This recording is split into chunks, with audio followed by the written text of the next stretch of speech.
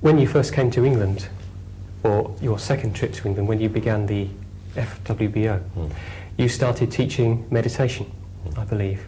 And you taught two meditations. One was the mindfulness of breathing, and the other was the metta bhavana, or the development of loving kindness.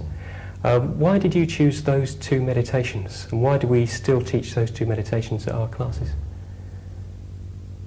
I taught these two methods of meditation partly because they are methods which are common to the whole Buddhist tradition.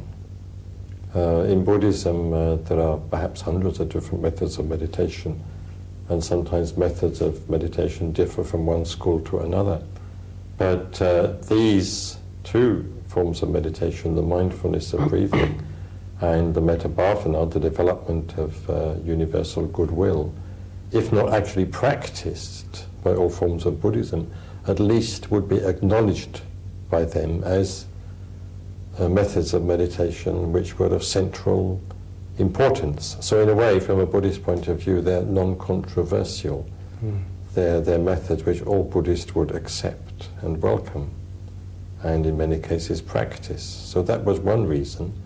Another was that in the case of the mindfulness of breathing, it was a practice that could be taken up by anybody without reference to any particular Buddhist doctrine or belief or any specifically Buddhist practice. It was something that the man or woman straight off the street you could practice, because your breath is neither Buddhist nor non-Buddhist, and your breath is just your breath.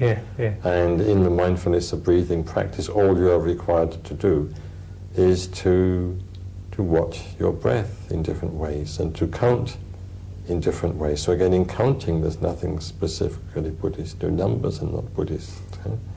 So it provides a good way into meditation for people who aren't especially interested in Buddhism or even in the spiritual life in the stricter sense, but who begin to feel the need of something like meditation. And in the case of the metta bhavana, that would say the development of universal goodwill, I introduced this after I'd introduced the mindfulness of breathing, because I saw that many of the people coming along to our classes were not in a very emotionally positive state. I felt they needed more of positive emotion. They needed more goodwill towards themselves. They needed more goodwill to other people, towards all other forms of life. That being an essential foundation of any deeper meditative practice, and of course of the spiritual life itself in the long run.